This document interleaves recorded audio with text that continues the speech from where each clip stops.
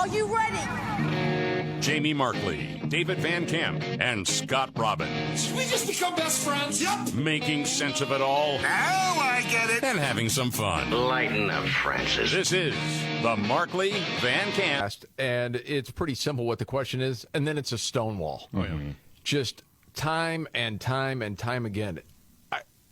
I don't think it's good for a lot of people's mental health to just watch the whole thing. You're better off either reading it or getting highlights.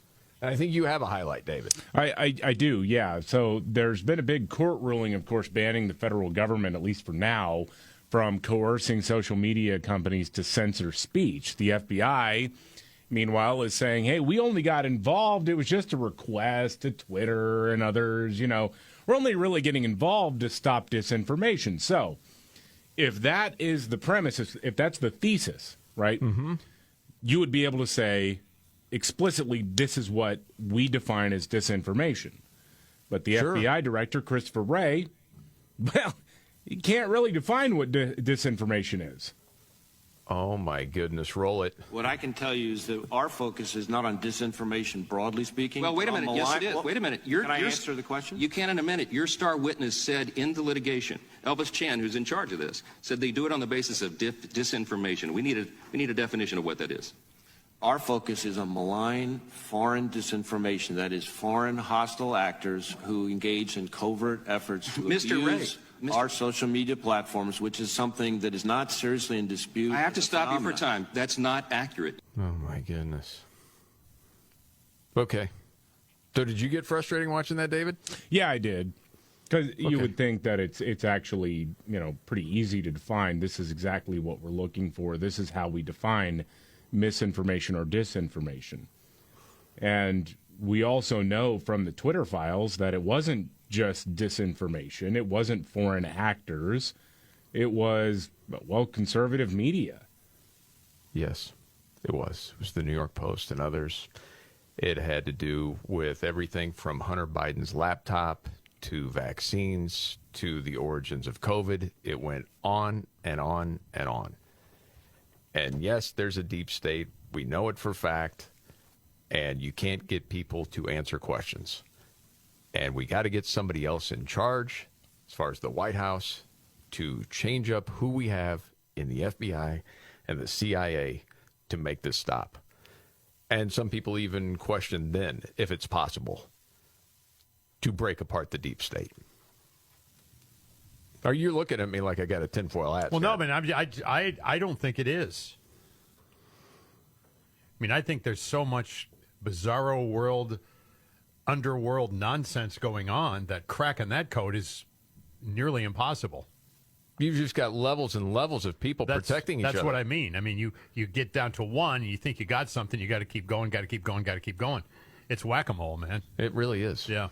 Is that just making it too simple, David, from your news background? No, I don't. I don't think so. I think that's a good analysis of the state of play right now. All right. Well, more on that a little bit later because he's going to be getting asked a whole lot of questions today, so we'll keep you updated there. Mika Brzezinski says, Joe Biden, he is made to look bad, basically because his staff is not doing their job. Yeah, President Biden has had a lot of whoopsies out there. He routinely shakes hands with invisible people. He falls down, he forgets where he is, what he's doing, and every time he goes on international trips, he has to be led around like the elderly great-grandfather by other world leaders. It just happened yesterday in Lithuania. The leader of Lithuania had to actually direct him to show him where to stand.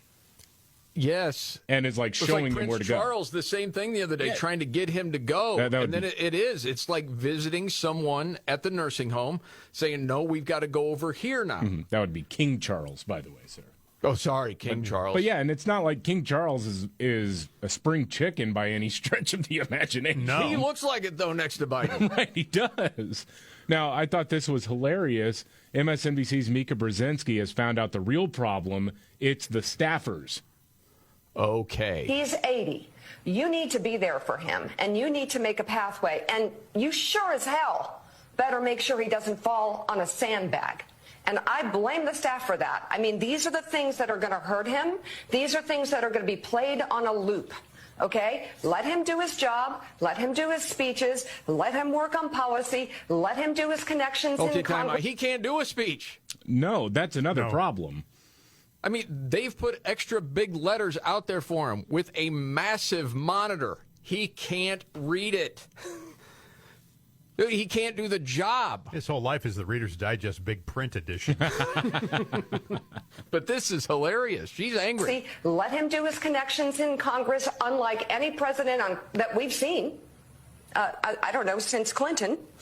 But my God, make sure, your Secret Service, you're his staff, that you were there and you're telling him what's next. And it's not because, don't take this as, oh, he can't even get from one place to another. When you're busy and you're on stage, and we've been on stage, I've done speeches, and I'm so nervous. I'm doing the speech. I'm trying to get it right. And when it's done, I don't know which way to go. And I'm looking for direction. So do a better job. Hold on. There's still more left. Yeah.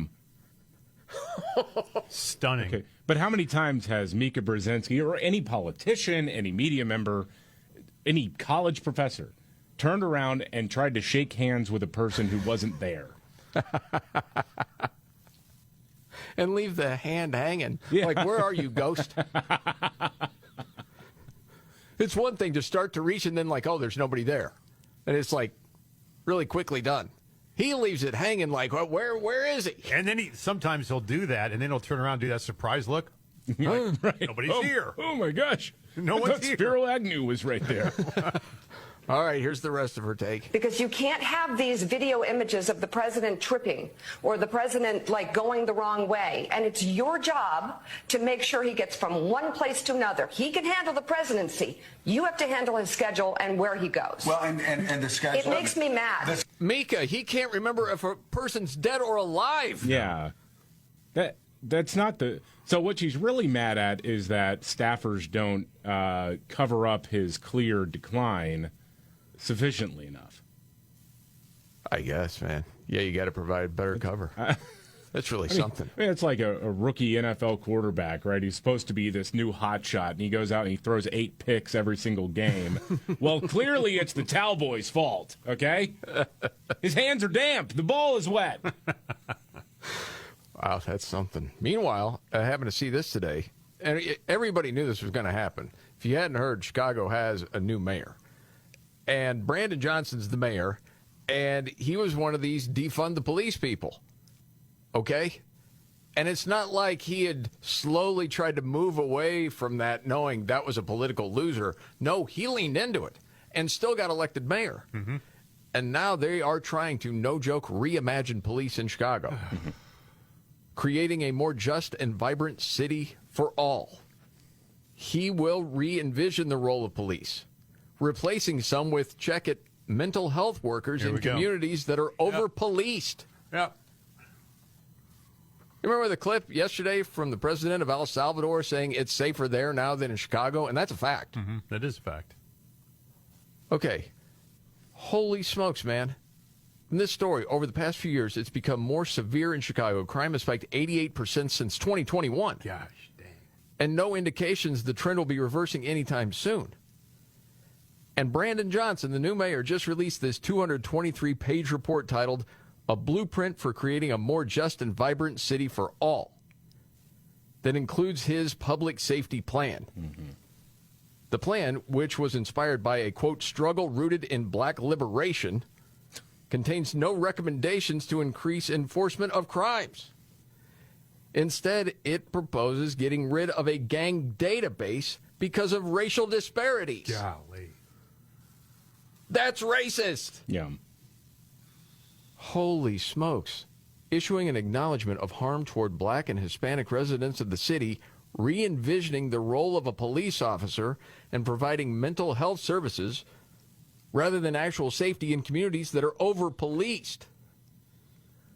So when these gangbangers are having a shootout, call the mental health worker. Yeah. Hey, why the anger? No. I mean, let's talk about your feelings. Are you joking? Any city in this country, if you talk with the county sheriff or you talk with the local police department, they'll tell you it's about maybe 5 to 10% of the population in any crime-ridden area that is the source of the problem. Sometimes it's as few as like, if we could get these 10 people off the streets, we would be safer. Yep. So we need to go the opposite direction. I think we need more officer-involved shootings. Honestly, man, I if think you wanted it safer for the entire city, that is certainly more the remedy than what he's proposing. You know, there's another That's side of me astounding. that says, you know what? Go pound sand. You guys voted for this. Oh, yeah. Nonsense. Eat it. I know. I mean, I realize not everybody did, and I realize there was a Duh. lot of people who don't want this, but then you have an option. You can get the hell out of Dodge, too. There is that part of me that, and I've said this before, because you've seen these little old ladies and other women in these areas that are interviewed saying, we want the police. It's not safe. Mm-hmm. The one woman in Philadelphia crying, please, somebody get here and protect us. Goodness gracious, man. It's unbelievable. Okay. Now, on a lighter note, I've not heard this story. Mm-hmm. But this is a real cat whisperer. Yeah, and you are known as the cat whisperer on this show, David. I just want to say this guy is absolutely not the real deal. Okay. But he tries to speak like a cat, and he tries to teach other people how to speak like cats. It's this dude named Alec Newman. He's on social Does he media. identify as a cat? No, he does not identify as a cat. All right, not that crazy. But, All yeah, right. but he can teach you. Here are a couple of lessons of how to speak to a cat. And this is basically for Scott. Yes. Okay, I'm listening. For Scott. All right, roll it. Which is a gentle come here, or which means come here. Well, hold on. Yeah. Now, I'm impressed by the sound he makes because that does sound like a cat, but what was that second part? That, what's that? That means come here. What does this mean? Which is a What? What's that mean? That's a I guess a gentle. What did he say it was? Gentle. Wasn't that a... Hold on. which is a gentle come here, There you go. The gentle one. which means come here.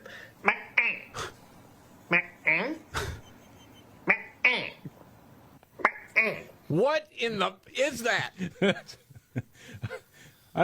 He's trying That's to more imitate. annoying than Robin's male cat. No, He's, Mike says no. he's trying to teach people how to communicate better with their cats, You know, to get your cat to come here, open the can of food.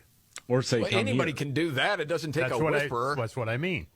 The old-fashioned way is open a can of food, they'll come running. Yes. Well, you don't discipline your cats. This is well documented from David. That's not even Right. my opinion. I don't know much about cats. That's what he tells us. Mm-hmm. You can do a better job there from what he says. No, I mean, I've dropped the ball parenting with a human. Now I'm doing it with cats. So. It's all right, man. It's all good. We're going to have some fun today. Right. Some crazy stuff out there. Okay, so what is the new student loan scam? Lowering payments to zero? How does that work? We'll get to that and much more coming up right here. The Markley, Van Camp, and Robbins Show. Jamie Markley, David Van Camp, Scott Robbins. You know, the left is very upset that you are no longer forced to pay for someone else's student loan. I know. They can't do that. It's terrible. But now there's a new scam? Yeah, so the Biden administration is pushing this thing that they actually tried to start rolling out last year, but it's about new payment structures for people who owe on college loans. Okay. Basically, they are the most lenient terms ever. Interest won't pile up as long as borrowers make regular payments. And millions of people will have monthly payments reduced to $0. How does that work? And if you make those payments of $0 for about 10 years, any remaining debt is going to be called off. What? The federal government needs to start managing my mortgage. I'd love that. No doubt, man. How the heck is this supposed to work? Yeah, You just don't pay? It's called the SAVE plan, and what's interesting is it's actually more expensive overall for the country than even Biden's loan cancellation scam. So this will probably face a court challenge as more and more people try to take advantage of this program. That'll be, I think, more difficult to get overturned than the student loan bailout, because that was like a new executive power that the president gave himself to try to wipe away. Whereas this, if the education department can set the terms for the loan repayment, then they're acting within their authority. It's not morally right, especially if you're not holding these schools accountable. But, I think they probably do have the legal authority to do it. So in the end, there'll be, some people that will have to pay back quite a bit. Other people won't have to pay back anything. Okay. And again, we've talked about it, for years now, how, the rubber's going to meet the road at some point with universities because the investment is just not worth it. It doesn't make financial sense. Yeah. But they're trying to hold up these universities to keep just riding that gravy train. Oh, totally. It'd be different if you were paying off somebody else's loan, if you got like a picture of them. Like if you were sponsoring a kid in Africa or something where you get the picture. Like Shukuru? Yeah, like here's Shukuru. Yeah. You get a little updated, on how their life is. And yeah, Shukuru and Umatoni is the female. This is the person you're paying their loan off for. This is Chuck. Here's Chuck. Yeah.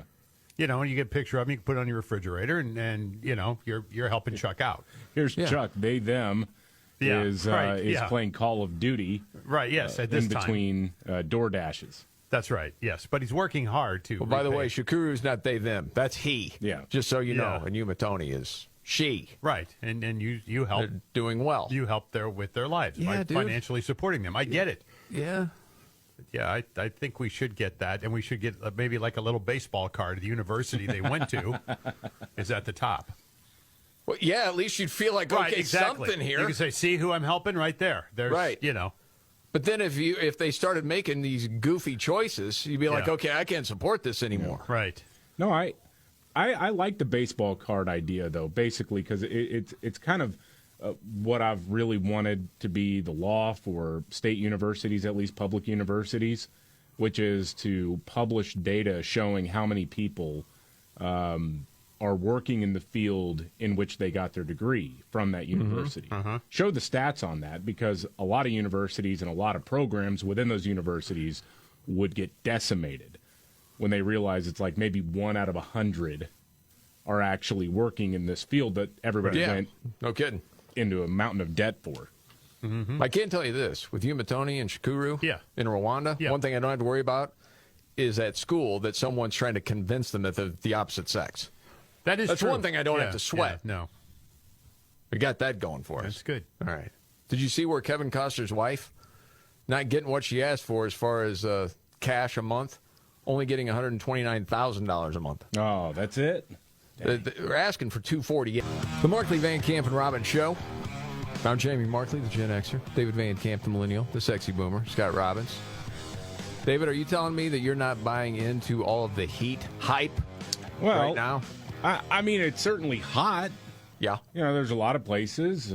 South Texas going to get up into, 104 territory, maybe a little bit warmer. There are a lot of places around the country that are going to get hot. Guess what? It's July.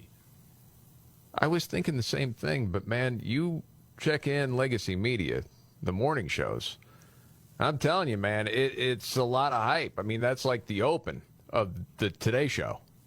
You roll it out, listen. Good Wednesday morning. No relief from that extreme weather coast to coast. Yeah, tens of millions bracing for yet another brutal day. Good morning. Yeah, good morning. Yeah. Burning up. Burning up. It's been 100 degrees for 2 weeks almost? It's crazy.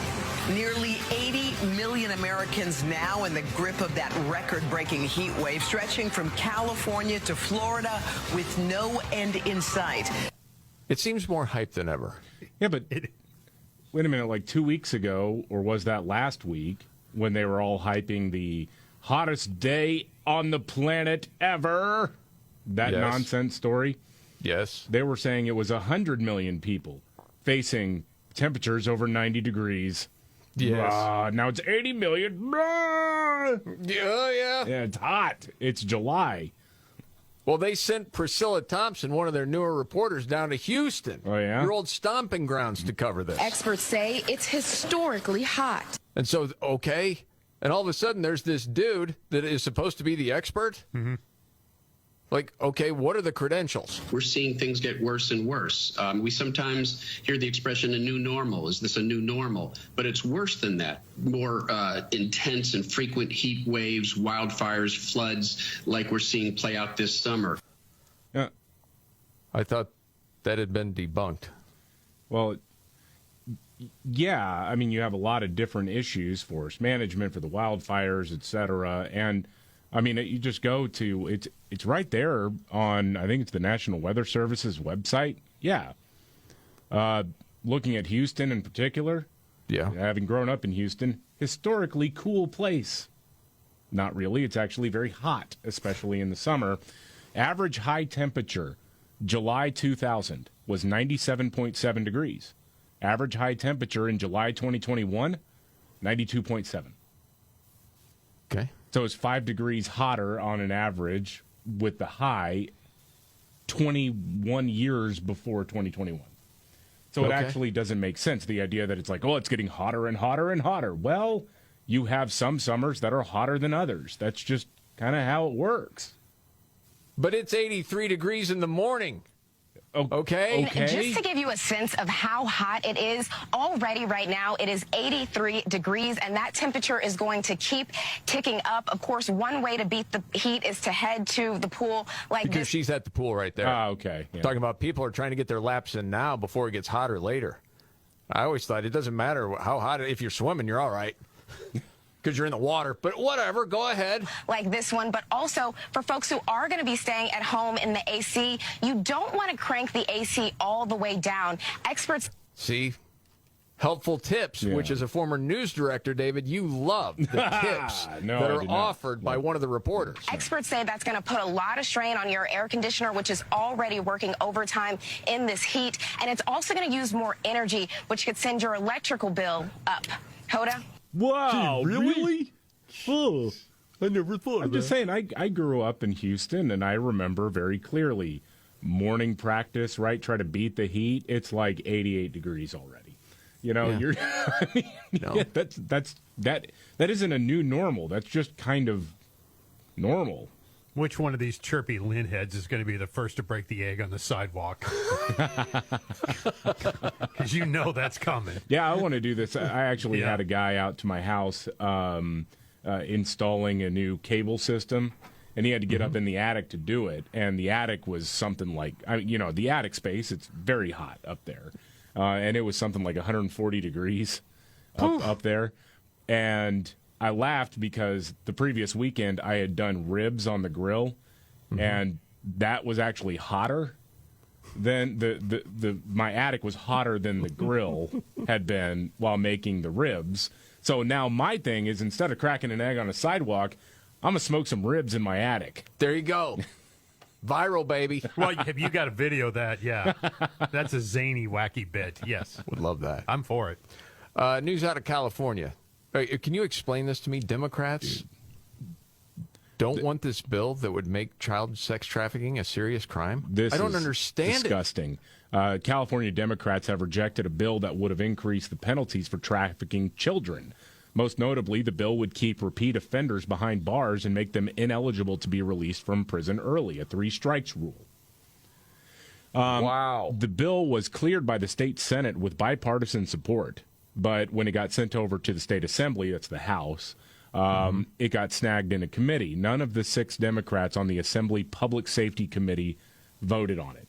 They just abstained. No, we're not going to do this. So it got held up. They have left the door open for future consideration, but it won't happen this time. And now, according to a reporter with KTLA, last year a state senator introduced a similar bill, but it didn't make it. But it didn't make it out of the Public Safety Committee either, because that bill sought to go after human traffickers who target people of all ages. This time around, it was narrowed specifically 17 and younger. If you are caught doing this, it is considered a serious felony. Yes. And if you're caught doing it again, you're going to prison and you're not eligible in California's point system for early release. Good. And apparently, though, Democrats in the state assembly didn't care enough about protecting kids to even bother to vote on this. And, you can hear some grumbling. The audio is not very good for radio purposes, but you can hear grumbling once the thing died in the committee. People were saying, you should be ashamed of yourselves. And they should. They should be named and shamed. I mean, this is just unbelievable. I mean, and they give no reason why? Do they say, well, this bill is like QAnon adjacent? No, they didn't say that. No. But opponents of the bill said that increased penalties will do little to deter crime or sex trafficking. And I'm like, that's not necessarily... I mean, I think that's a lie. No, I think if you have stiff penalties, it does serve as a deterrent, especially for people who are kind of on the fence about whether or not to get roped into any sort of trafficking operation. Yes. For quick cash. Yeah, that is a deterrent. But two, forget about the deterrent for a second. How about the Keep punishment? them off the street. I mean, you don't want these people in society. No. Remove them from the equation. Absolutely. I know it's... Where does that come from? Yeah. You think you're a good person because you want child sex traffickers to what? Get out of jail earlier? Are you crazy? Where is that learned? I'm sure there's some sort of equity and fairness nonsense somewhere. Well, Marxist crap? Well, then also there are people who are evil and just want to diddle kids. That's true. Exactly. That's part of it. Holy smokes, man, that's crazy. All right, switching gears. It's time to go around the table. Do it every day about this time. May not be the biggest story out there, but it caught your attention. David, what is your story? I don't know. This actually is a pretty big story. I know we just got wrapped up with Pride Month nearly 2 weeks ago. But did you know that this week is Non-Binary Awareness Week? I did. That's supposed to celebrate non-binary people everywhere, okay? Yes, I have the whole list somewhere of what all the holidays are to give it proper respect. Mm-hmm. Yes. So what does that mean, though? That means you need to celebrate people who want attention. Okay. Not accept, have to celebrate. Yeah. Well, the non-binary thing is made up anyway. Everybody knows that. Yeah. I mean, this is just people who can't commit to, actually being trans. But they still want the adulation. They still want the, essentially it's a lot of not very pretty women who wanted to stand out among their prettier friends. Got it. That's kind of what it comes down to. That's the dynamic at play, at least. If you want to keep the rest of the calendar, at least to my estimation, I think Bisexuality Day is coming up in September, followed by Bisexual Awareness Week. Mm-hmm. That's the 23rd of September through the 30th. National Coming Out Day is October 11th. Gotcha. Pronouns Day is October 16th. National LGBT Center Awareness Day, because most people aren't aware, October 19th. Spirit Day is October 20th. What's that? Spirit Day? Yeah. What's the two-spirit thing there, David? You have to explain it. Oh, is that for Two-Spirit? Or I thought it was just like show off, whatever. I don't know. No, the Two-Spirit thing is something that white liberals co-opted from this, like, sort of, kind of, maybe true thing in certain Native American cultures. Got it. And so white liberals said, well, no, I'm not non-binary. I'm Two-Spirit, because that's a Native American practice. And I always just want to ask, what tribe are you a part of? And what other things do you celebrate from that tribe? Explain that to me. Good question. Oh, don't forget Intersex Awareness, October 26th. That happens during Asexual Awareness Week, which is October 23rd through the 29th. See, and Remembrance Day is November 20th. It's not even fair to put intersex in there, because that's a genetic deformity, essentially. I mean, that's an actual medical condition. That's rare. Well, you're that's not tell an the identity. Alphabet Mafia that. That's not my rule. And it's like, is Hallmark behind all this? I don't think so. Oh, and I forgot your favorite, Scott, Pansexual Day, Pan-Romantic Friday, December 8th. That's it. I think it's okay. Yeah, that's when we all celebrate our cast iron skillets. Awesome. That's cool. All right, Scott, what's your story today? I'm still trying to... Pansexual. Okay. Wow, man. My story is this. The U.S. Postal Service, as you guys well know, is struggling, has been for years now. Yes. Crazy amounts of money going out for retirees, lots of other expenses, a lot less people using it. And now we have another problem, and that problem is China is counterfeiting hundreds of thousands, if not millions of dollars worth of postage stamps. What? Yeah. Profitable fakery is what it's called. Made in China's USPS Forever stamps are sold for as little as 7.7 cents each. That's 88% of the official price. And better yet, One printer even boasts of featuring anti-counterfeiting detection ink. So they're selling American stamps online for a fraction of the cost of the real stamp. These guys got their hands in everything. Diabolical. Damn. Stamps now? Who sits around in a bit and they just go, you know what we ought to do? We'll really screw them. Let's start making stamps, forge them, and sell them. Oh, gosh. Damn, it's not intellectual property even. That's like you're stealing our stamps, man. Yeah, man. For my story today, you know what? I'll get to it in about 5 minutes or so because I have some audio that goes along with it, and it's from CNN. It's tips if you're going to be visiting a nude beach for the first time from this older lady. Oh, God, really? Yeah. All right. Yeah. Well, it's CNN. It's got to be news, and it's got to be credible, right? Yeah. Yeah, we'll get to that coming up in a few. And I can't wait for the Secret Service to brief Congress on the cocaine caper from the White House. That's coming up tomorrow, a preview coming up. All right, the Markley, Van Camp, and Robbins Show. Jamie Markley, David Van Camp, Scott Robbins. All right, so the Secret Service is going to do some explaining tomorrow, David. Yeah, it's the mystery of the century. Who left a bag of booger sugar in the White House? Well, the cocaine caper. Secret Service has confirmed, I guess, that they will be briefing the House Oversight Committee on it tomorrow morning at 10 o'clock Eastern. Unintended comedy on the way. Oh, you yeah. know. Oh, yeah. We take this very seriously. Where were the cameras? Well, there's not a lot of cameras. I mean, I know it's of utter importance as far as national security, but just forgot about cameras there. Who's believing that? No one. No one. He was. Okay, I mentioned for my story, for What's Your Story today, was from CNN. It is 81-year-old Rona. Don't know her last name. But she's been a nudist for a long time. And she wanted to give some tips about going to a nude beach. I know it's been a passion of yours for a long time, Scott. Yeah, that it hasn't been fulfilled yet. You've wanted to do it. Yeah, so right. I figured this would be helpful for you and others of your ilk. This is how it starts. I have been a nudist for over 30 years. Yeah. I sometimes say trying to describe nudism is like describing a flavor. If you've never tried it, you really can't understand it. Yeah, you just got to get in there and try it. No, that's what 81-year-old Rana says. Okay. She's naked through this whole thing, too, by the way. Nobody knows this is your first time. Right. And in fact, it might be easier to go to a place with tons of people and just get on with it. Yeah, just kind of dive right in, okay? All right, go on.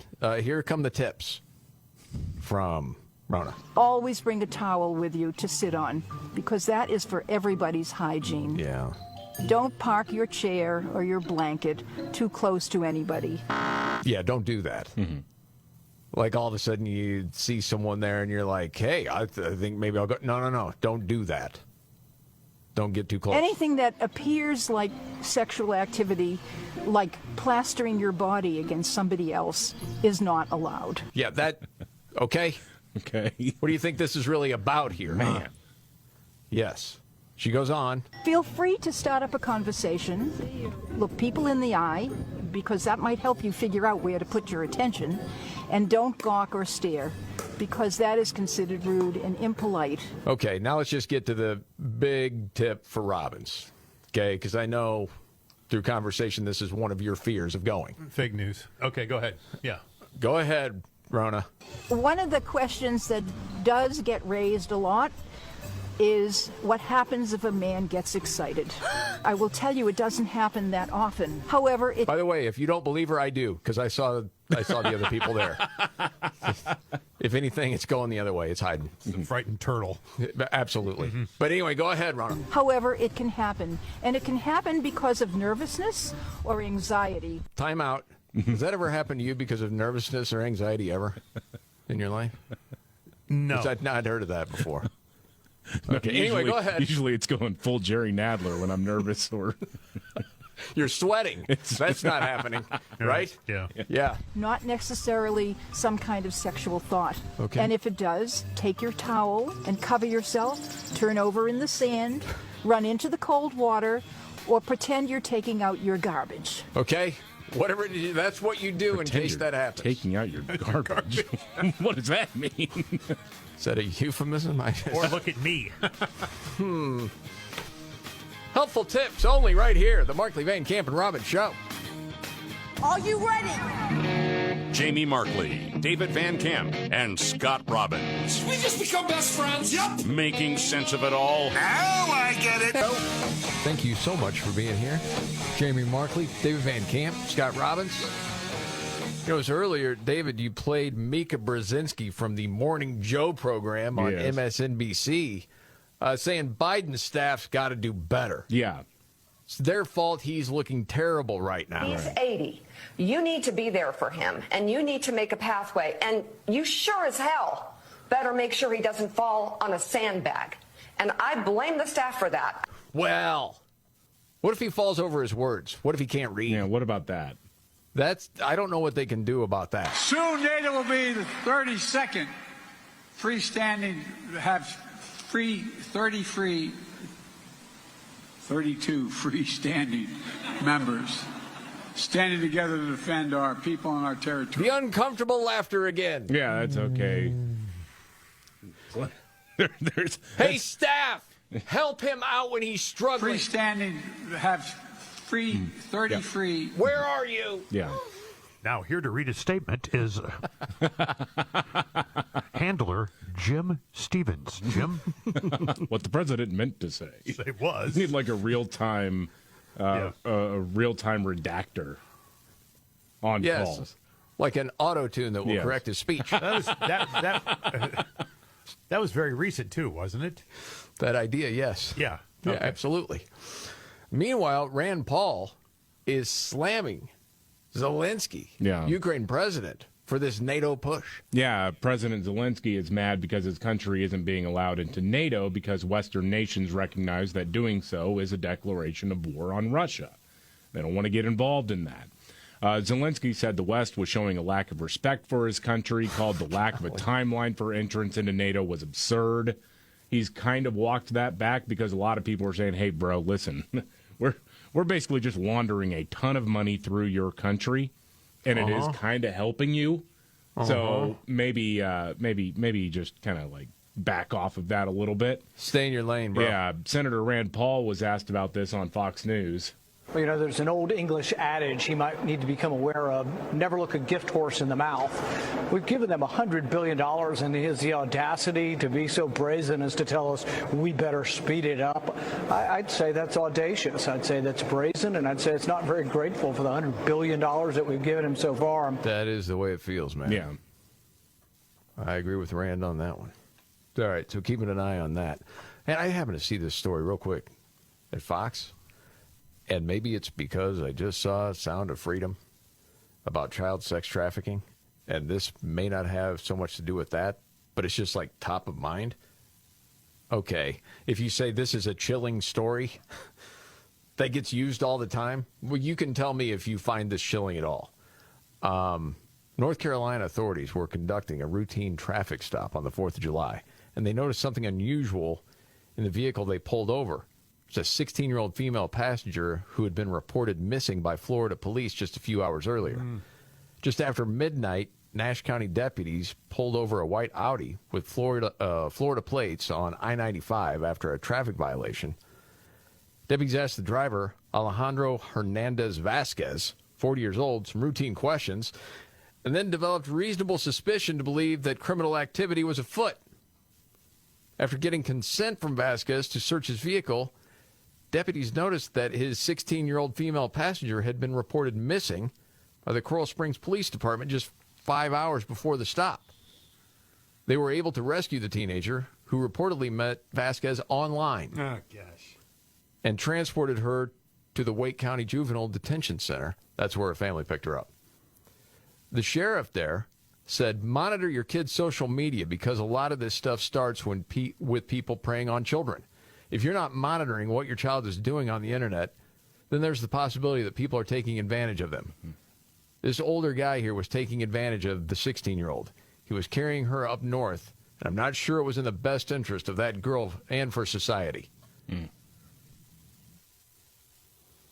like a parent's worst nightmare, man. Boy. You know, man, and this gets to something bigger that we've talked about with the parents' rights movement that's going on. Because right now, what the left and what the Democratic Party, including the President of the United States, are supporting is an effort to drive a wedge between parents and other adults and their children.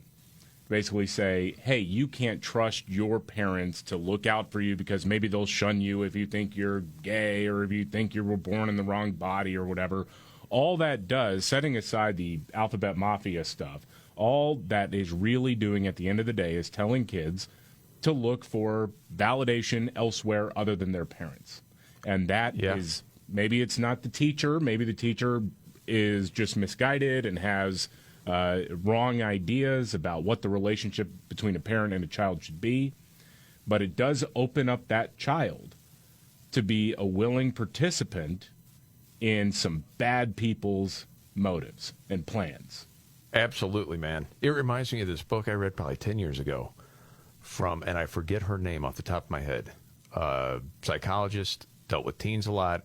The book was called Strong Fathers, Strong Daughters. And over, she would say in this book to dads, listen, you know better than your 16-year-old daughter. She thinks she knows everything. You know that she doesn't, and she doesn't. You have to stay strong in these times and be okay with you not allowing her to do A, B, and C because you have her best interest at heart, and you've got to be able to withstand that at different times. She'll be mad at you. You're the adult. You can deal with that. And on what you're saying, David, I think that's really true. That you've got all of society now telling these kids, your parents, they don't have your best interest. They're trying to hold you back from who you really are. It's freaking evil, man. My opinion. Okay, moving on. Kamala Harris spoke again, and you mentioned this. I haven't heard the audio yet. Sometimes I like to be surprised during the show. Is this more word salad? Well, she has the gift of explaining things. She knows how to take complicated topics and whittle them down into very simple terms, doesn't she? She really... Oh, that's yeah. One of the great orators of our time, exactly, Kamala Harris. Well, she was, I guess, meeting with the Secretary of Transportation, Pete Buttigieg, and, well, she explained why transportation is important. Okay. This issue of transportation is fundamentally about just making sure that people have the ability to get where they need to go. It's that basic. Yeah. Golly. What she said made me laugh. It was Robin's look on his face that really got me going. You know, this is proof that you can absolutely be anything you want to be in America. You do whatever you want. You could be whatever. You could be the vice president. Well, you have to have certain advantages. Well, your head has to be full of lint. God, what was that? Well, of course. When you're saying she's able to drill down the complex to the simple. Yeah. And since we were just talking about Ukraine just a couple minutes ago, I'm reminded of that gem. Russia is a bigger country. Russia is a powerful country. Russia decided to invade a smaller country called Ukraine. So basically, that's wrong. There you go. What's the problem, fellas? I don't get it. There you go. It's like every day you're teaching kindergarten. Yeah, Ukraine for first graders. Yeah, right. There you go. And transportation for first graders. Appreciate that. Okay. And then you had a funny piece of audio that you wanted to share with us, David. Yeah, I thought this was providing some good levity. There's this dude named Chris Barnes, puts out funny videos online. Pickleball has been taking the nation by storm. A lot of people playing it. I just saw a story the other day. The injuries are up. Yeah. Like ERs are busy because of pickleball. Yeah. Well, this is a joke on the whole fad, and this is somebody who apparently was a crypto bro who went belly up and decided to invest his time scamming people into teaching them the finer points of pickleball. That's the joke here. All right, roll it. I'm a pickleball instructor. To be honest with you, I have no idea why this sport exploded. These people have no idea how much of a scam this is. I'm just making up at this point. So what you're doing wrong is you're donking your dinks. When you're dinking, you can't be donking. That's you. You're donking your dinks. This isn't even a real sport. It was invented for the elderly to improve their blood circulation. Now every 30-something with no stamina and bad knees is hitting me up to learn how to play. These people are too unathletic for tennis and too poor for golf. This is their only option. Dink it. You call that dinking? I am making so much money off of this. You'd be surprised with what people believe when they're paying you $150 an hour. This is why they call it pickleball. Okay, ready? Pickle. There you go, right there. See how I did that?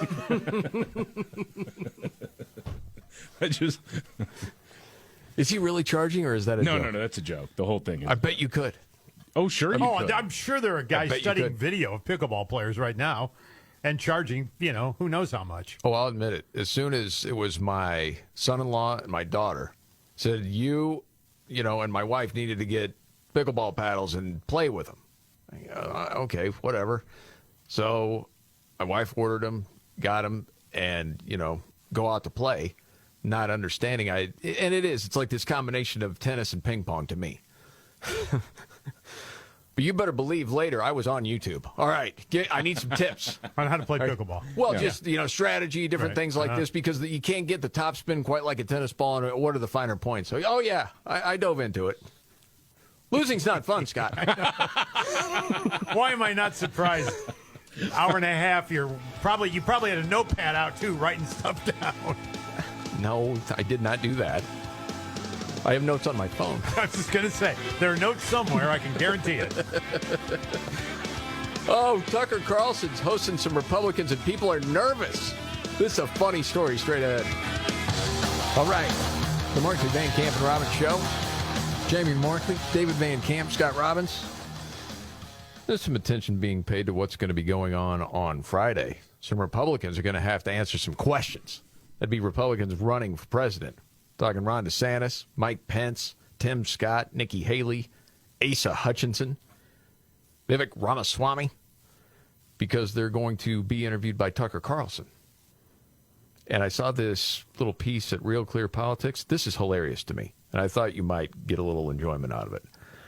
It says, one Republican presidential campaign expressed surprise, even trepidation, when the news broke that Tucker Carlson would moderate this presidential forum hosted by the family leader.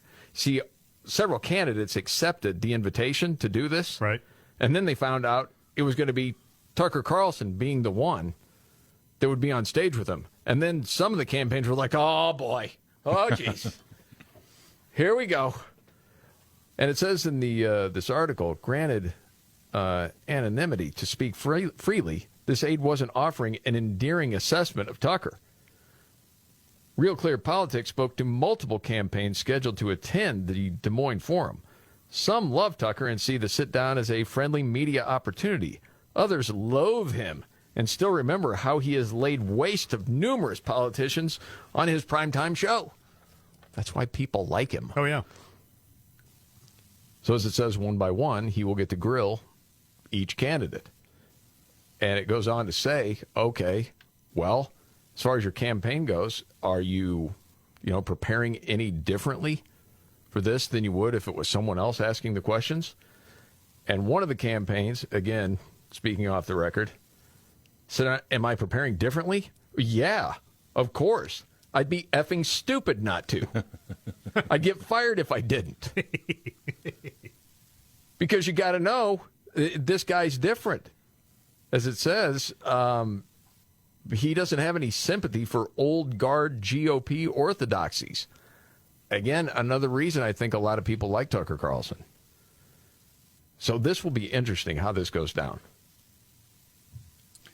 And I know he's going to go after Asa Hutchinson. He's done that before. Well, I think that's a good place to be if you're in the commentary class, is to actually have campaigns readjusting their strategy based on whether or not you're the one asking the questions. That's a good place to be.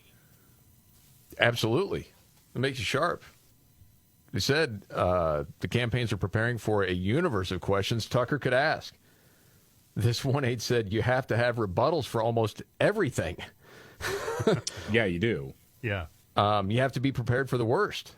My sense is this is probably not going to be over the top on some of the more divisive issues. don't know about that. So we'll see. I'm interested to see it. And if it was just someone else hosting it, I don't know that I would be all that interested, because you kind of know what you would get. Well, there's an expectation there, too. With Tucker.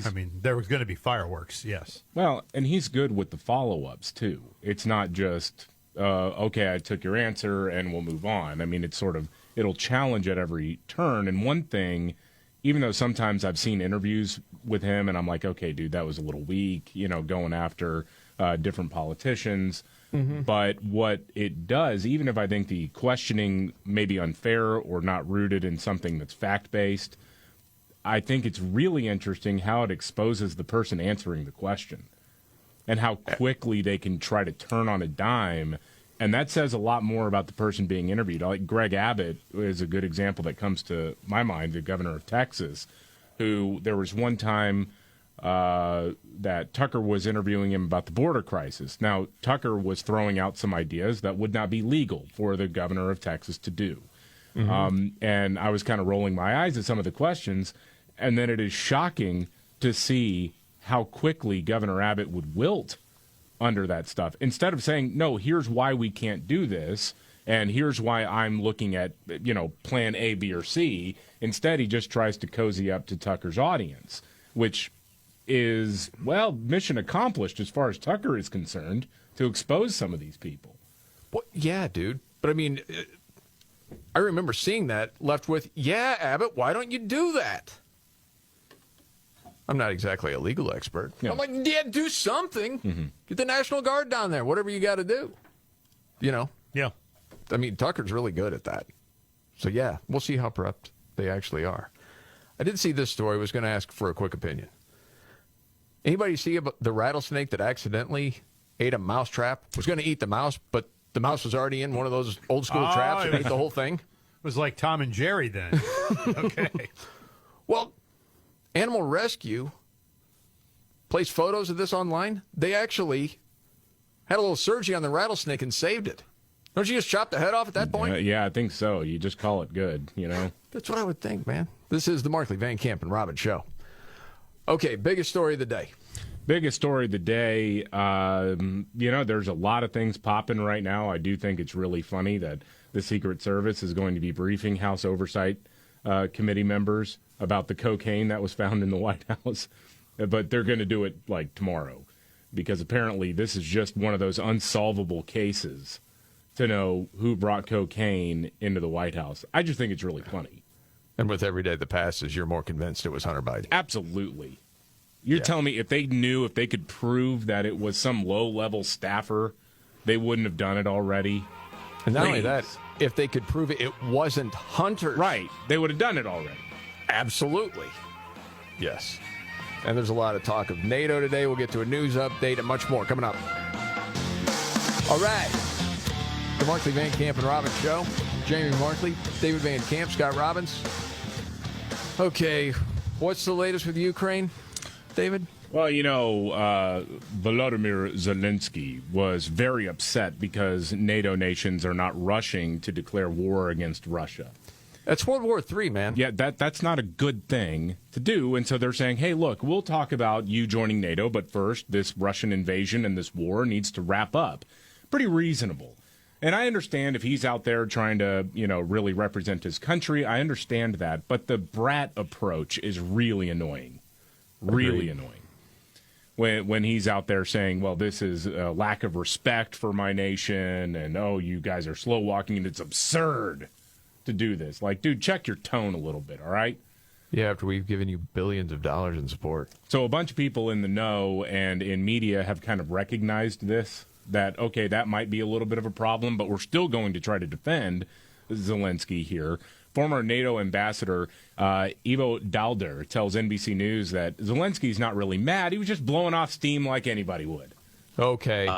Sometimes we all regret having sent a tweet or writing an email. I have a folder full of emails written but never sent. I think it's a good do the same thing with tweets sometimes. I think it sounded like a reaction in the moment when he heard what was going to happen. And then when he reflected upon it, to understand that he needs to press the case. He needs to do that for his domestic audience, but he also needs to do it for a global audience that he wants to become a member of NATO as soon as possible. I mean, I think a lot of people have fired off social media posts and emails and whatnot that they wish they hadn't, but those didn't result in World War III. I was just going to say that. Yeah, there's a stark difference there. Not only that, for a lot of people, it's been a career ender. It's cancel culture. Mm-hmm. You fire off something, all of a sudden it's out there, and then the company's like, oh, yeah, it's unacceptable. We got to fire him. Person's like, I'm sorry, I didn't mean it quite like it came off. Well, it's already out there. Yeah, how many people are allowed the excuse of, I was just letting off a little steam? Not many. Nah. No, none. Not many. No. How about when you send that email you were meant to send to somebody else, but it goes to the person you were talking about? That's always fun. I've done that. I know you have. Yeah, I've done that. Text, I've done the same thing. Yeah. Just recently I did it with a text. Oh, that's right. I forgot about that. I was thinking of one a long time ago. No. It just happened again. Yeah, it did. Did that get made up okay? Is everything good? I don't know. I think so. I tap danced on a landmine after that and went, well, I didn't realize what I was meant to finish. Okay. Yeah. Now, I don't know if you saw this story. This isn't getting a whole lot of attention today, and honestly, it's not something that I knew. The China Commission is telling Major League Baseball and different U.S. firms to stop subsidizing China's abuses. Do you know Major League Baseball was a part of this? Well, yeah. No, I had no idea. Major League Baseball hates Scott Robbins in particular and everyone else in general. Wow. Okay, so here's the story. This was from Real Clear Politics. I was looking around there today and saw this story. And it said just hours before baseball fans were gathering in Seattle for the All-Star game. Across the country, members of Congress hit the league for continuing to allow Louisville Slugger and Wilson bats and gloves to be used in its games. I hadn't heard of this controversy, to be honest. So in 2018, China-based Anta Sports bought Finland's Amer Sports, which owns Louisville Slugger. Did you know that? No idea. You thought Louisville Slugger was still an American company? I thought it was in Louisville, Kentucky, and some nice old guy owned the company, came to work every day. Yeah. Yes, as it says in the story, once considered an all-American brand favored by Babe Ruth and Jackie Robinson, as well as Wilson Brand Sports. Oh, yeah. Okay. They still have the factory and museum in Louisville, but many of its bats have been made in China since 2008.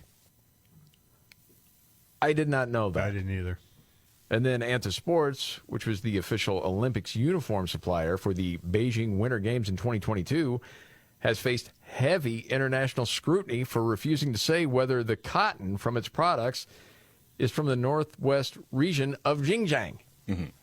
And you know why that is important? Because of the Uyghur Muslims. That's where the slaves are, yeah. Yes. Man. Does it make you feel bad? Yeah, well, yeah.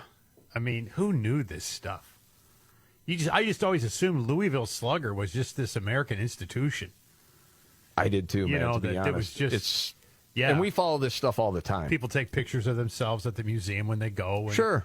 It's just kind of a family-type adventure. And, golly, they're owned by China.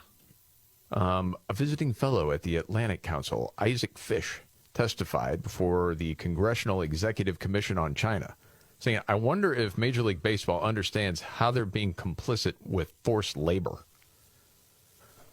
Well, they don't care. That's the thing. Well, I was just going to say that. No one cares.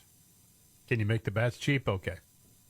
I wonder, though, honestly, and I don't know. I'm asking the question.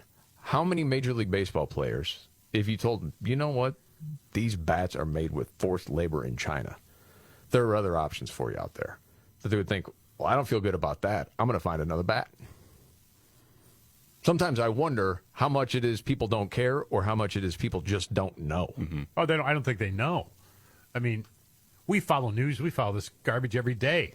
Right. And I didn't know anything about it. What, are you going to learn that Adirondack now is made in Iran?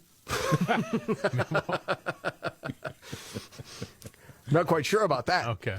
But, I mean, when you're talking about, like the PGA Tour, and there was the big hearing about Live Golf, in Congress yesterday. Yeah. And the Saudi money.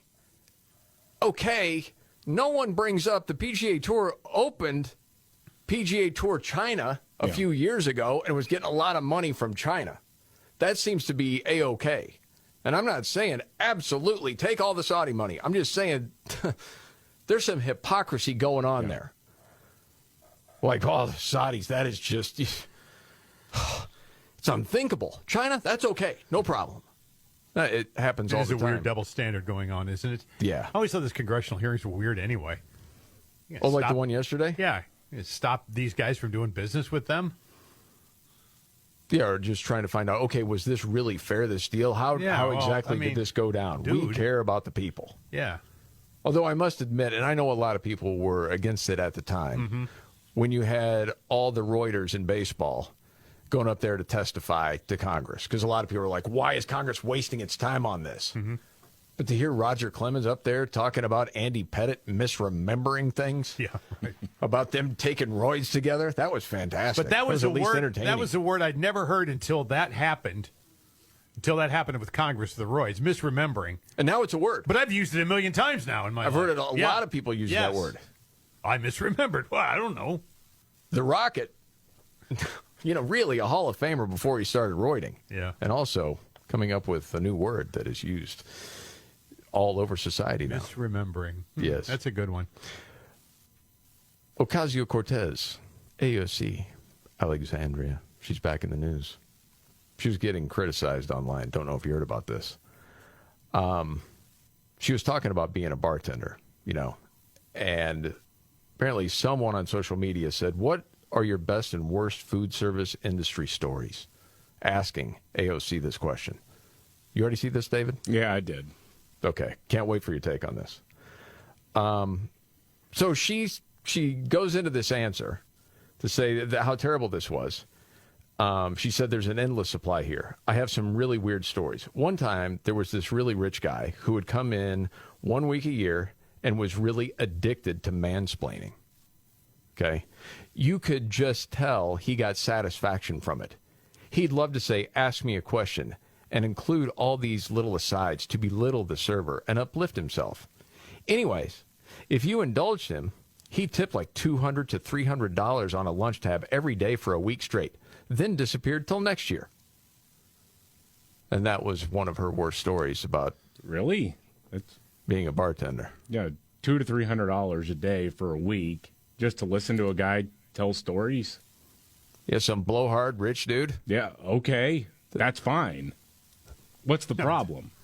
That sounds like easy money. That's awesome.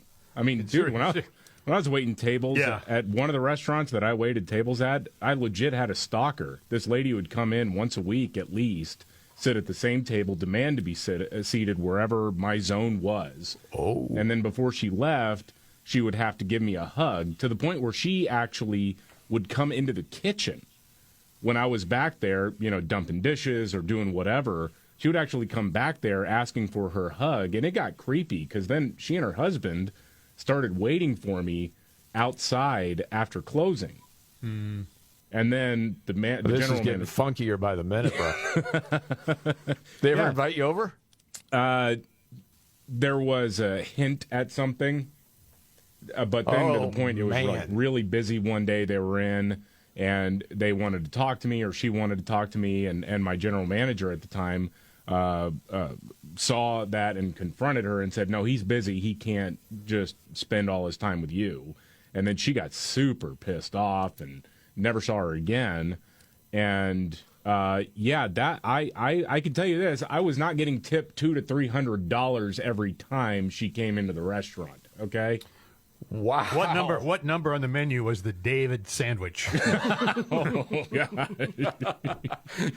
What was really weird? To say, my first name's not Stud. It's Dave, Mr. Van Camp, if you're nasty. There was one time where her husband, because I needed money, and I mean, they were at table, they were regulars, and I didn't think anything, at the time, I didn't think anything all that threatening about it.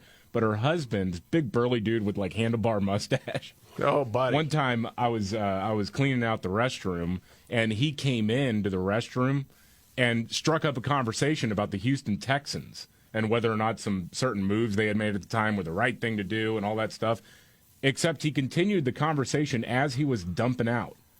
Oh, and I didn't know, like, what do I do here? Am I, because I got to clean the restroom, and I don't know, do I end the conversation? I didn't know really what to do. I was like 19 at the time. I was like, I don't know what this situation calls for here. Again, I didn't make $200 to $300 from that guy. No. And that's what people were saying online. Here's this old guy. You're griping and moaning because, like through a week, you're getting tipped close to $2,000 just to listen to this guy yammer on over a lunch? Shut up. You didn't work at Ponderosa bussing tables. Right. Or getting called, boy, go get me another Coke. Oh, gosh, that guy. There was always that guy. You're 18. Mm-hmm. It's something about being called boy when you're 18. Hey, boy, the steak's not done. It's Ponderosa. Eat it and shut up. Okay, much more to get to. Rupert Murdoch talking about who he wants to be the Republican candidate. This is interesting. That and much more coming up. The Markley, Van Camp, and Robbins Show. Jamie Markley, David Van Camp, Scott Robbins. What's the story on Rupert Murdoch, David? This is interesting. Yeah, the owner of Fox News apparently isn't leaning towards Trump or DeSantis in the Republican presidential primary. There's been a lot of talk. Obviously, they were really trying to pump up Ron DeSantis because his companies have really gone after Trump. They've turned away from Trump. Famously, the New York Post relegated the presidential re-election of Donald Trump campaign to like one of the, just like a blurb saying Florida man declares he's running for president. Remember that? Yes. Well, apparently the New York Times is reporting, at least, the failing New York Times is reporting that Rupert Murdoch is kind of souring a little bit on Ron DeSantis because there hasn't been a lot of movement here since he declared that he was running for president. Okay. The person he really wants to run is Glenn Youngkin, the governor of Virginia. Okay, what does he think the difference would be between Youngkin and DeSantis? There might be one. I think part of it with Rupert Murdoch is the battle with Disney, between the state of Florida and Disney. Okay. As a billionaire, as a media mogul, obviously having that kind of back and forth with the government would make you a little bit squirrely. Okay. So he's old school GOP. Probably. Yeah. Where a lot of people want to move from. Yeah. That's why they like someone like DeSantis. Trump was the ultimate outsider. I mean, he shook up the party unlike anything we've ever seen or probably will see in our lifetime. And a lot of people really like that. And then it just seems to me that you have the Rupert Murdochs and people want to go back to the way it was. Yeah. I don't think the voting public's wanting that at all. And in fairness, I mean, I don't even know that Glenn Youngkin would be a sort of return to the status quo either way. I like Glenn Youngkin a lot. Yeah, I do too. I don't think he could. I think he would win if he were the nominee. I just don't think he could get out of the primary, which is the reason why he's not running. Right. Yeah. Well, if DeSantis gets out of the primary, I think he'll win. Mm-hmm. I think you're right. Youngkin would win, too. I think for a lot of people, the question is, can Trump win? And I'm not convinced he can. And a lot of that's suburban women. I mentioned that many times. We can get to more of that a little bit later. Just so you know, the director of the FBI, Christopher Wray, is denying that the FBI at all is protecting the Biden family. Mm-hmm. Absolutely not. Yeah. He met my expectations then, yes. I just figured that's what was going to happen anyway. Mm-hmm. Absolutely. He's going to lie out. Well, it's not like he was going to get up there and go, okay, you know what? This is the day. I'm going to let you know all about the deep state, and here's how we protected Joe and Hunter all these years. Right. Yeah, you knew that wasn't going to happen. I also just saw that CNN is facing some backlash right now. Mm-hmm. There's some leftist outrage. Oh, yeah, I heard about this. Because a correspondent misgendered Dylan Mulvaney? Yeah, they were reporting on Bud Light sales still tanking. I mean, it's really, this is one of those things that is going to really hurt that company for a long time. Partnering with Dylan Mulvaney, the trans influencer. They're doing a report on CNN about this and about how Dylan Mulvaney has fled to Peru because America is too oppressive. Yeah. I saw that to feel safe. Yeah, yeah. Oh, but apparently right. the CNN anchor referred to him as he because he is a guy. He is actually a male. But that was misgendering because Dylan says that he's a woman. And they're mad at CNN for telling the truth for once. Okay. So is this one of those things? So they're saying you better apologize? Or Yeah. what? You're going to boycott and CNN's viewership's going to go down further? Is that possible? Right. I don't know. It's not. How can that happen? It can't get any lower. You wouldn't think. Of course, Bud Light said that a month ago, too. Yeah, that's true. This is the Markley, Van Camp, and Robbins Show. Are you ready? Jamie Markley, David Van Camp, and Scott Robbins. We just become better. Jamie Markley, David Van Camp, Scott Robbins. David, you have a news update? Well, we've already talked about the basic topic here, but we have a fresh perspective on it. Okay. And that is the greatest orator of our time, Kamala Harris, explaining things. Oh. What's the update? The update is, you know, she's in charge now of artificial intelligence. That's right. Yeah. That's in her portfolio now because everything... It means artificial intelligence. But ultimately what it is it's about machine learning. And so the machine is taught. And part of the issue here is what information is going into the machine that will then determine, and we can predict then, if we think about what information is going in, what then will be produced in terms of decisions and opinions that may be made through that process. You're sure this is a group of adults? Yes, it's that she's speaking to. You know, I just see children in a semicircle around her. She's sitting in the middle of one of those little wood chairs, right? And she's talking about AI. Oh, Yeah. I really like how she had to point out that AI was two letters. It was 2 letters, yes. Really, I thought AI was one word. That's how I spell, or one letter. That's how I spell my name, DAIVID. Obviously. Has she been around a normal person in the last 30 years? The answer is no. I don't think so. No. Just regular people? Probably not. Well, who are the people she's around? You would have to explain AI like that too. I think it's, dude, she is around other political figures and, you know, glad-handers so often that she looks at, you know, just common people as like stupid. Like, I have to explain everything to you because you don't understand it. It's only us gifted ones that really understand the world. Yeah, but the context of that is even worse, though, because she's not actually talking to a bunch of normal people or anything like that. I believe she's addressing a panel of people who are going to be the brain trust. Oh, like, my goodness. What are we going to do with artificial intelligence moving forward? How do you regulate it? Do you need to regulate it at all? What do we need to be on the lookout for? That kind of stuff.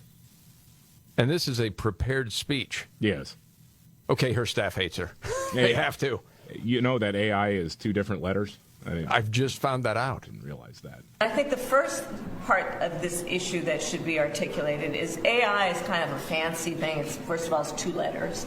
It means artificial intelligence. You know, VP is 2 letters, and it stands for Vice President, doesn't it? Yes, it does. All right. Again, though, because I can see you getting a migraine, Scott. No, I think, do. Again, whenever you hear Kamala Harris try to explain something, you have to look at it like you just stumbled across a Rubik's Cube made out of peanut butter. Okay? Don't try to solve it. You're only going to make a mess.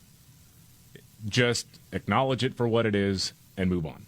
But what is it with this? She's so bad at this. You know, preschool teacher cadence she has to everything. Ultimately what it is it's about machine learning.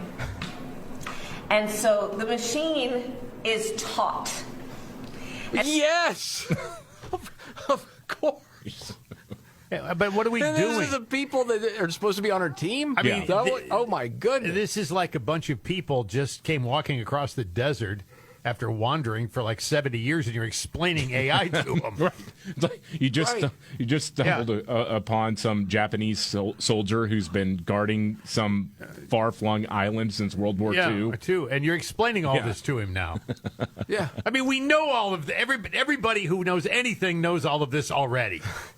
It's just so dumb. And Well, here, Scott, I'll use a boomer reference for you. It's like Gilligan and the Skipper just got back to the mainland, and she wants to explain it to him. AI is kind of a fancy thing. It's, first of all, it's 2 letters. I know that. It means artificial intelligence.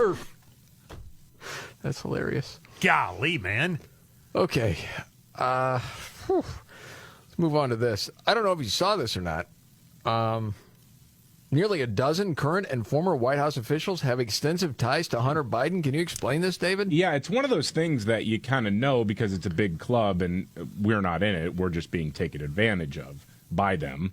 But Fox News has put together a list of current and former White House officials who have had extensive personal and business ties with Hunter Biden. For example, National Security Advisor Jake Sullivan. They served together on the board of the Truman National Security Project, a liberal foreign policy think tank, for about 2 years. Wow. And so when you hear these people talking about Hunter Biden and saying, well, we don't have anything to say about that, or Jake Sullivan and Karine Jean-Pierre, their favorite response is always, I'm not going to address that from this podium. I don't know what podium we need to build that they can address this from. Right. But a lot of these people, they're buddies with him and business partners with him.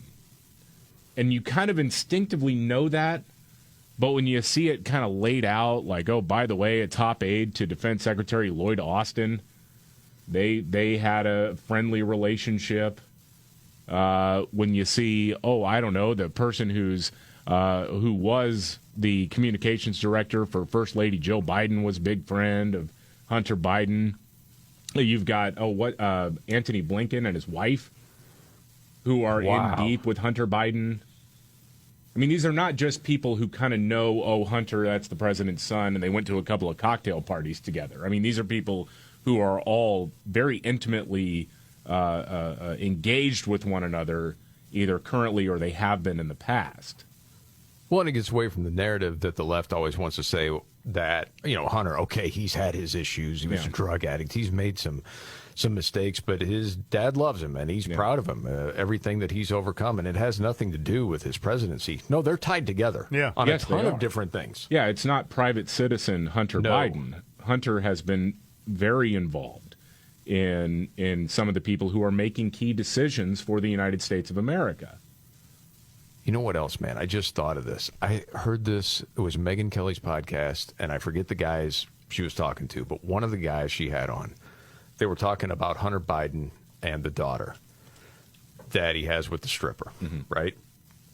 And that Joe and the Biden family won't recognize this child, even though the child knows that Joe Biden is her grandfather and that Hunter Biden is her father. And this guy was talking about how his dad was basically non-existent for his life and, really didn't recognize him a whole lot, a few times when he was little. And the way he was talking about what a despicable thing that is to do to somebody else. I mean, you already know it, but it clicks in another way when you hear someone describe their own experience with something like that. Mm-hmm. And his point was, and this whole nonsense of, well, out of respect for his son, Joe is distancing himself. His point was, no, this is where you show what a dad is supposed to be. Yeah. And you model it. And how disgusting for him to not recognize that grandchild and make it a point to say you only got 6 when you have 7. Mm-hmm. I just thought that was really interesting. Anyway, another story out there today. Electric vehicle sales. Bad right now. This was an Axios story. You mean people don't want them? Unsold electric cars are piling up on dealer lots. That's an Axios story. Why it matters. The growing mismatch between EV supply and demand is a sign that even though consumers are showing more interest in electric vehicles, they're still wary about purchasing one because of price or charging concerns. Yeah. Well, yes. Yeah. It's well documented. We don't have the infrastructure. Goodness, Cox Automotive experts highlighted the swelling EV inventories during a recent mid-year industry review for journalists and industry stakeholders. Okay, what % of the U.S. auto market is EV sales? Right now? Yeah, take a guess. Closest wins. 3%.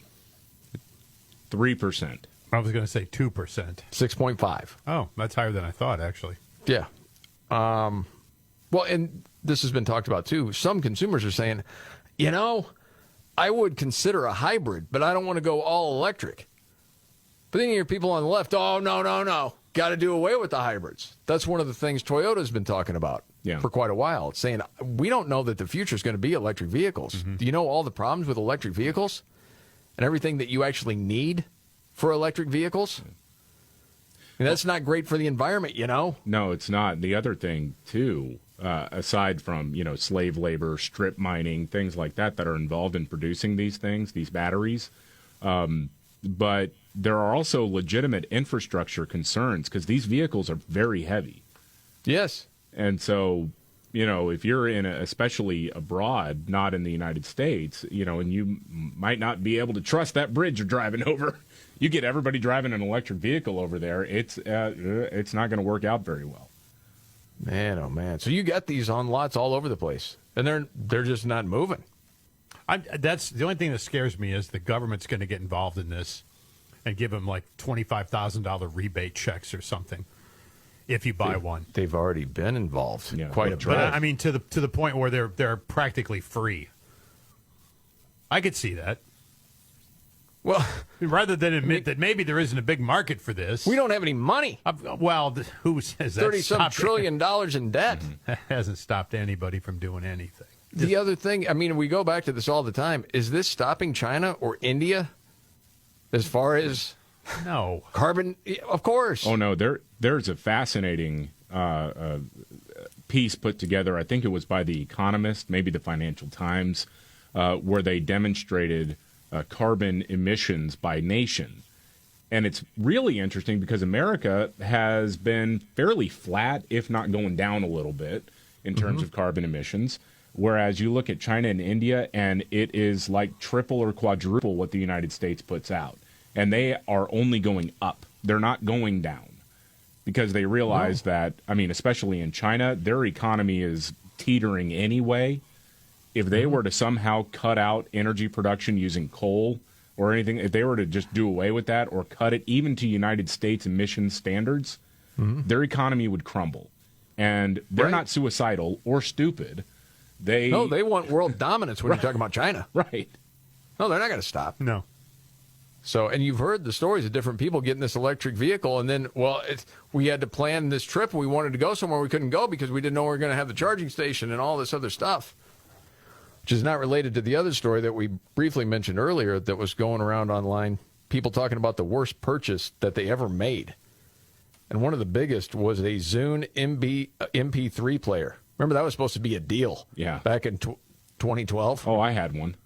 Did you really? Yeah, I did. And where is it at now? It broke. Oh, the thing is, actually, there are some, if they're in good shape, are worth some cash. Yeah, they worked. It worked pretty well. It broke because of user error. I just want to be clear about that. It didn't just suddenly break down. I dropped it, and then I didn't have the money to replace it. But I got it because it was cheaper than the iPod. Right. So, and I think it's admirable that you, to this day, want to protect the image of Zune. I do. To make sure that it was not its fault, it was your fault. Yes. I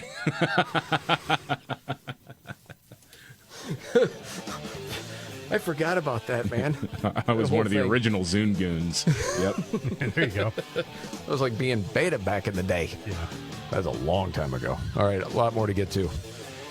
Including, it doesn't look like Trump's going to do the first debate or even the second debate. What's up with that?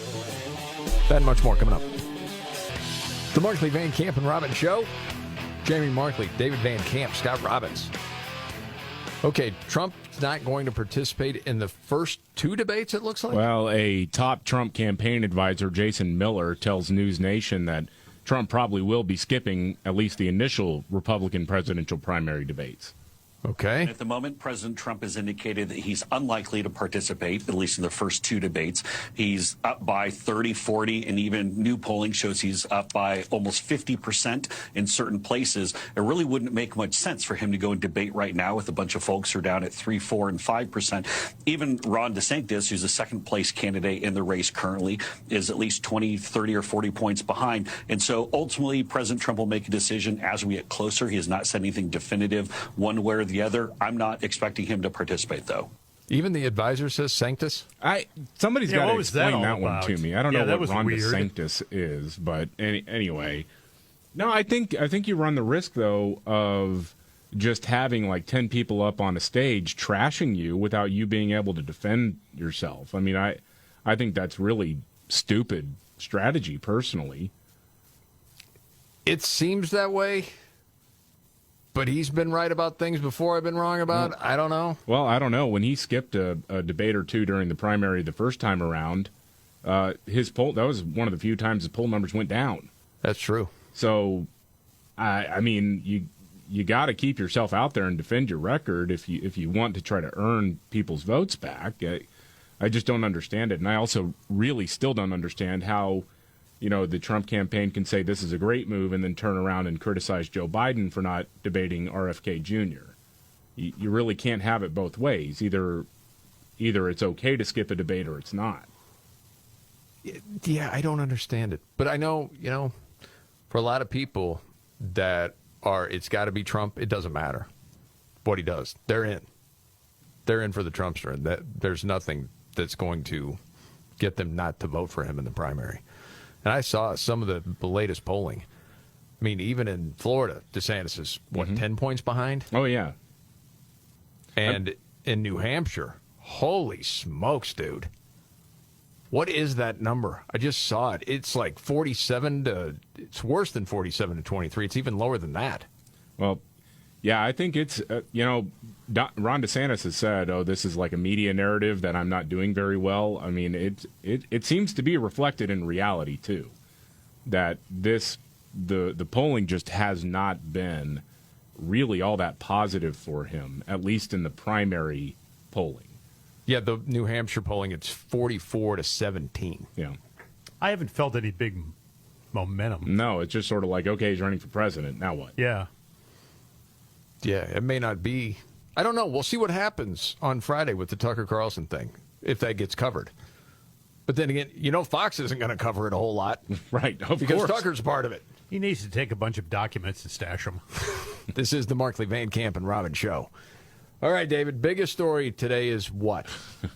Sorry, I don't know if this is the biggest story of the day, but you're mentioning the Iowa, not town hall, but whatever they're calling it, candidate forum, hosted by Tucker Carlson. Asa Hutchinson, the weak-kneed former governor of Arkansas, is going to be there. He's showing up to get grilled by Tucker, so, I mean, he's got some guts there.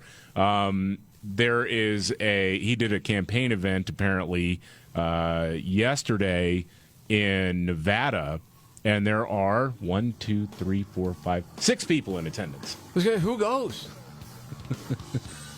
No one. Who in the world would go to that? No one. All right, we got to get to a news update and the Robbins trifecta next.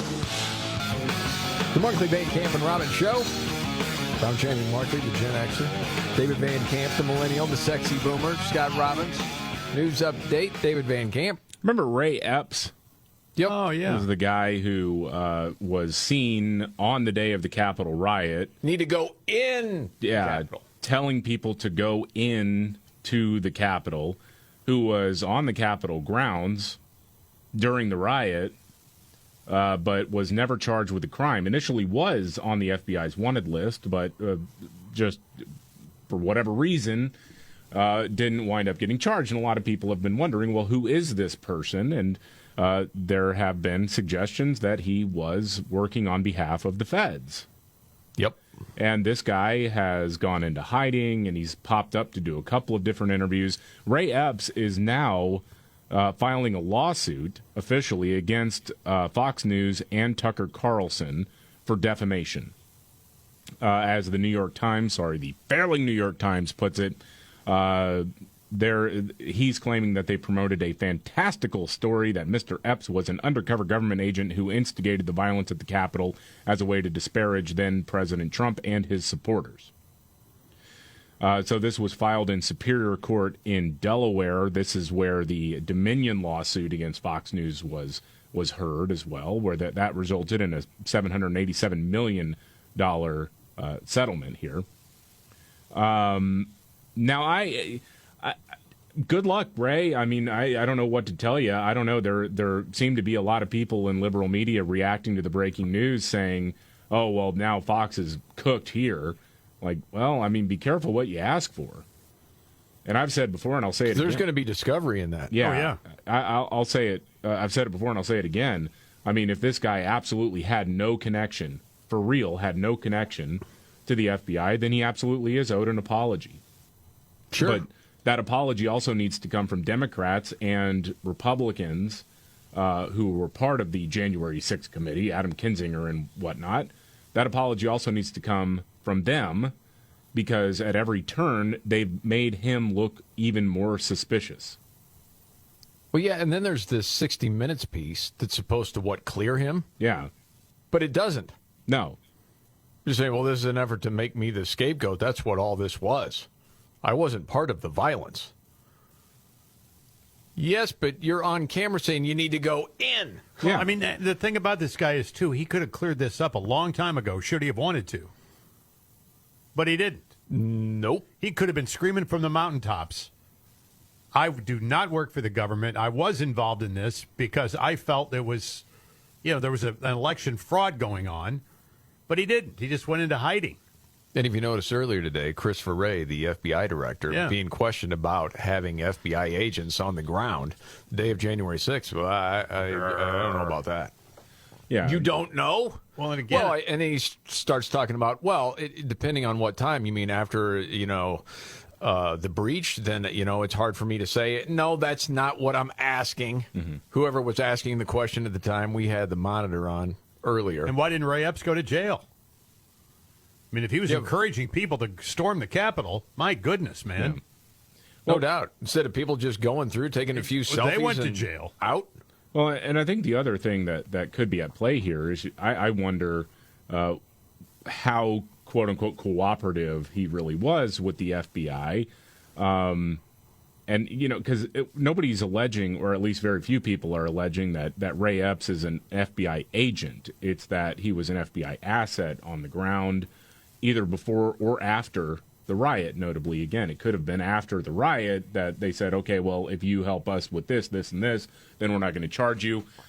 Why, if that's me, and let's say I did get caught up in this, and oh my gosh, I am on tape doing all these things, I would be also shouting from the rooftops, hey, man, FBI director, Chris Wray, anybody, tell people why I wasn't charged with a crime. Yes. Tell people explicitly, because they say, well, he wasn't part of the violence that day. Well, yeah, he was.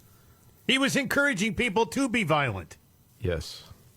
I mean, and was never, as far as I know, handcuffed.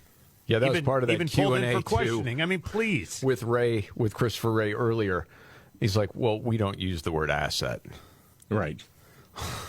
Come on, man. Just answer the question, man. It's infuriating watching that. All right. You ready for your big three? Sure. All right, let's do it. It's time. Are you ready? 1, 2, buckle my shoe on. It's the three most important news stories of the day. I hit the trifecta. Well, at least according to Scott Robbins. It's the trifecta on the Markley, Van Camp, and Robbins Show. Every day about this time, Scott Robbins' top three stories of the day, the trifecta. Helped by his hero. I'm Casey Kasem. Staying nice and cool, Casey? Yes. I know it's hot. I heard all about it. Okay. 3. Number 3, trans influencer and Bud Light brand killer Dylan Mulvaney has fled the country and is now in Peru. He's in Peru. Yeah. Meditating with the llamas, I guess. I don't have any idea what's going on, but apparently he said, and he's been saying for quite some time now, that it's unsafe for him to stay in the U.S. Why is that? He said he's announced he's solo traveling to South America to reconnect with herself and filmed himself frolicking at the time with llamas.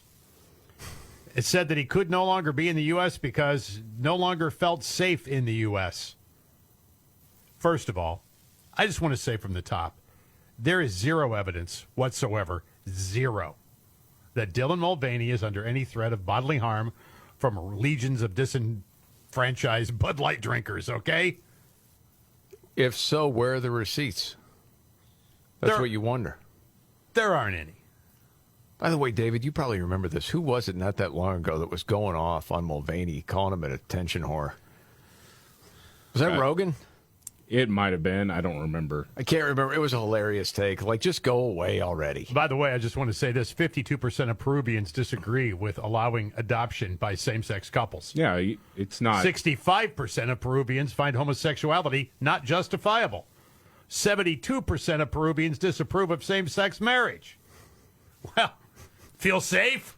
Yeah. Okay. There's been an effort to try to legalize same-sex marriage for the last few years, and it's failed in Peru. Yeah. I don't know why you would why you feel safer in South America than in the United States, but hey, you do you, man. Well, it's not well, I mean, everything this guy is attention, right? And everything he's experiencing is a result of things he brought on himself. So. Yes. We're getting closer and closer to number one. The Scott Robbins trifecta top 3 of the day, up to number 2. Number 2, Kamala Harris tweets about bathrooms on airplanes. This is crazy. Yeah, what is she's on a roll these days, isn't she? Holy cow. She tweeted out, and I don't know where this comes from, but the majority of domestic flights do not have accessible restrooms. This is absolutely unacceptable. They don't? Right. I know. They don't. Our administration will soon announce a solution to help end this inequity. Now, I've flown not as many times as a lot of people have flown, but I've flown a lot. I've flown in puddle jumpers. I've flown in big jets. I've flown in different parts of the country. So have you. So has David. I've never been on a plane that did not have accessible bathrooms. I don't know what she's talking about. Are you talking about that you have to wait in line? I think she's talking about, like, for people with disabilities. But I didn't have any of those either that I'm aware of. Like, there's not space. Well, there's really not space. If you're in a wheelchair, there's not really any space to wheel up and down the aisle anyway. Not really. So I don't really know if this is the biggest top of mind. I would imagine that if you are suffering from a disability, it is a pain to fly. It sucks. I'm sure. But I don't know what exactly do you want to do here. Maybe it's just an attempt to show that she is vice president for the people. Well, is this some sort of transgender thing? I don't know about that either. I don't know. I think it's accessibility for people with disabilities. Did she say that in the tweet? No. Well, then you're left with people trying to wonder what you're talking about. What does she mean by accessibility? The great communicator. I have no idea. Okay. But all hell is breaking loose everywhere. The world is on fire. This is her concern right now. I tell you, man, it is kind of hard, even for me as a bigger guy, to turn one around in an airplane bathroom. So okay, boy, that's a lot of information. All right. Now, on with the countdown. What are you doing turning one around in an airplane anyway? It's there for a reason, Scott. Holy smokes, Dad-yo. And I had Chipotle before the flight. Yeah, okay. 1. Thank you. Yes, we're up to number 1. Number 1. A doctor says it's racist if you don't recognize her. This is more insanity. Bree Peacock, medical doctor. Okay. She tweets out, today, I walked into a new hospital with hair fresh out of a protective-style afro. It was sitting high and wide on top of my head. I checked in with my name and stated my purpose for being there and was sent to patient registration. I said loudly, I'm not having surgery. I am the surgeon. What's her last name? Bree Peacock. Peacock. Mm-hmm. Okay, can't forget that. It's exhausting. It is. Every innocuous interaction becomes an aggression or some form of racism. Yeah, that happens all the time, though. When you're new in a place, I think it was actually the second day I was in this particular studio location about 4 years ago. That I'm walking in, I have my key card and everything, and one of the engineers actually stopped me and said, "Hey, who are you?" Said, "Can I help you? You need to go to the front desk." I was like, "Well, no, I'm here with Markley, Van Camp, and Robbins show." Oh. Okay, and then my she mistake. called the cops. Yeah. It's like, oh, okay, my mistake. Move on. No one died. It's okay. I survived. I'm fine. Some doctor chimed in and said, hey, this didn't happen. And if it did, it was because she went to the wrong place and failed to identify herself. But that's not how doctors credentialed at facilities show up and announce that they're there for surgery. Some people are looking for a reason to go viral and say, see how I was treated badly. I mean, just golly. Yes, I mean, isn't that the popular saying? Racism on short supply, so you make it up? You just make it up. And there you go. Nobody challenges you. So there you go. Thanks, the Scott Robbins trifecta, top 3 of the day. Always appreciate it, Scott. Thanks, buddy. Okay, much more to get to. Got to get to another news update. And then, of course, Nimrod's in the news. Man, oh, man. There's a lot to choose from. Okay, so a tourist fought a one-legged man and then danced naked on a poker table? Am I getting this right? This is a great Nimrod's in the news coming up here. The monthly Van Camp and Robbins show. Jamie Markley, David Van Camp, Scott Robbins. Another news update, David Van Camp. And story today, New York Health Commissioner says she blew hospitalizations out of proportion to push COVID shot for kids. Ooh, buddy. Mary T. Bassett said rare incidents of pediatric hospitalizations were brought to the fore to motivate pediatricians and families to seek the protection of vaccination for young children who face virtually no risk from COVID-19. You know, if it's something really good, you don't have to lie to people about it. It's that simple. Yep. I couldn't believe it when it was happening. When you saw other countries saying, no, absolutely, it's not safe. Mm-hmm. There's no reason to do it. There's no upside. Wow. Okay. Meanwhile, there's a fight going on whether or not to dismantle some of the Pentagon's controversial social policies. Apparently, this is splitting some House Republicans. Uh-oh. Struggling to pass the annual defense policy bill this week. Well, as far as the Biden administration, they want, as far as, making advances up the structure of the military, right. We got to have, race part of that. Military is based on a meritocracy. It always has been. It has to be. There's a big fight going on. That's one that seems worth fighting over. Mm-hmm. Well, you're just going to promote someone in the military because, we got to have a quota here. Right. Hey, if they're just as good as anybody else, okay. But someone in charge that's not, so we feel better about ourselves? Yeah. Hadn't worked. How do you win wars like that? Yeah, the whole diversity hire push really hasn't worked out great in situations and companies that have, employed it. No, dude, it's really interesting when you hear a black conservative talk about this issue, how demeaning it is actually to blacks. Mm-hmm. But yet in legacy media, you'll never hear that part of the story. Just never want to tell it. It's really interesting. All right, Nimrods. This is an epic Nimrod. You get ready. This is a big one. When the going gets tough. Damn it, this is too hard. The dumb get dumber. All right, Ian. It's Nimrod's in the news on the Markley, Van Camp, and Robbins show. I love the poorly educated. All right. Nimrod's in the news. We start in Vegas. What happens in Vegas? No, it's not going to stay there because everybody had their cell phone cameras out. Okay, there's this dude. I want to paint the picture for you. 35-year-old guy from Long Island, New York. His name is Brian Donalczyk. All right, if you picture a 35-year-old guy, dark hair, beard, decent-looking guy, doesn't look crazy at all, just regular-looking dude. He is in this casino. It's just past 11 o'clock at night, and cops get a report about a fight at the Flamingo Hotel. That is after this dude, Brian, attacked a one-legged man. Oh, jeez.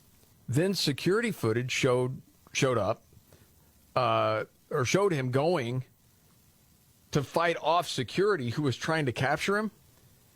And then he just takes his clothes off and starts streaking through the casino. Okay? So then police are trying to catch up. They track him down at another casino nearby, still fully nude. When they try to arrest him, he ran off again, ended up at a third casino. Man, this guy's fast. No doubt, dude. It's like, cue the music. Then they try to arrest him. He goes to this casino. This time, he actually runs through and then jumps up on a poker table. Now you have, dealers around. You got all the people that are just hanging out there. And this guy decides it's a good time to dance. So he just starts, like, hands behind his head, and he's gyrating all over the place. People everywhere with their cameras out filming this. Holy cow. Now security's trying to get him down. He lays down, gets on his back on the poker table, puts his legs way up in the air and starts shaking his leg, and the spread eagle out there. It's a nasty scene for all involved. They finally get him off the table. He tries to punch one of the security guys. It's amazing the security guy didn't really lay him out. Kind of screwed up his residency, didn't it, huh? That would have been a hangover for the ages, huh? Oh, buddy. He says he remembers none of it. They don't know what drug he was on. Wow. And that's Nimrod's in the news.